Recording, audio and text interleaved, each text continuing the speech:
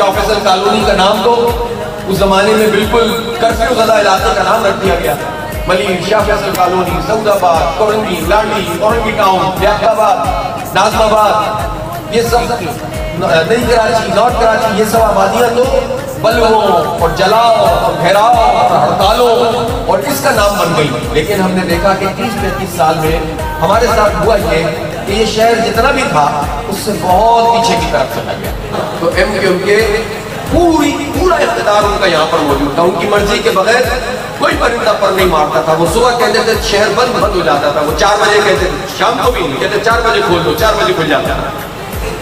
कि मेट्रो बन रही है लाहौर में, मेट्रो बन रही है पिंडी में, मेट्रो बन रही है मुल्तान में, मेट्रो बन रही है पेशावर में, और कराची में जो बना हुआ है वो नीचे की तरफ जाता है।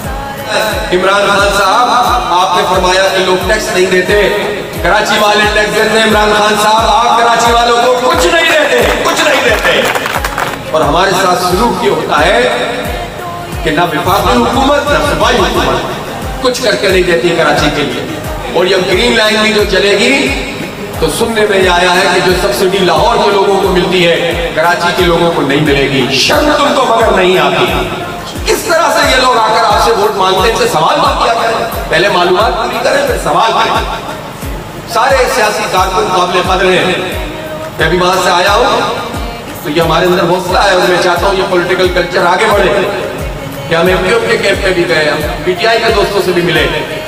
पॉलिटिकल वर्कर्स की बड़ी हैसियत होती है, इनकी कदर करनी चाहिए कि जो भी हो ये मैदान में मौजूद होकर काम तो करते हैं, लेकिन इन पॉलिटिकल वर्कर्स को इतना तो पॉलिटिकल होना चाहिए कि जब ये आवाम में जाते हैं तो आवाम के इन सवालात को अपनी क़यादत तक तो पहुंचाएं।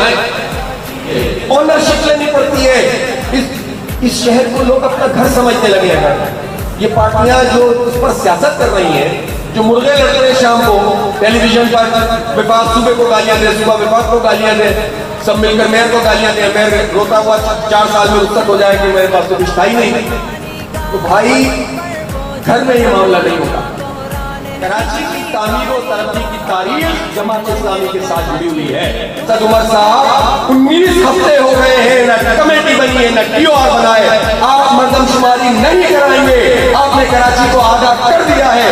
आप भी पिछलों की तरह निकले हैं। आप भी कराची को ऑन नहीं करते। आप भी कराची के नाम पर सियासत करते हैं। हमें ये सियासत नहीं चाहिए, हमें काम चाहिए और काम इंशाअल्लाह जमात इस्लामी करेगी। उसके कैंडिडेट करेंगे। कैंटोनमेंट का इंतखाब है, छोटा इंतखाब है। आपसे दरख्वास्त करता हूँ इस इंतखाब को बड़ा इंतखाब बना दे, कामयाबी का नया सफर शुरू करवा दे। इज्जत को और एहतराम को, दयानत को, शराफत को और अहलियत को और समाजी कारकुनों को वोट देने का कल्चर कराची दोबारा शुरू करे। कराची इंशाअल्लाह फिर कराची बन जाएगा। कराची अपनी असल की तरफ लौट जाएगा। हमें पेरिस और लंदन में बनाओ, हमें हमारा कराची वापस कर दो। ये नहीं देंगे। आपको ये काम करना पड़ेगा, वोटर्स को ये काम करना पड़ेगा। 12 सितंबर से इसका आगाज कीजिए।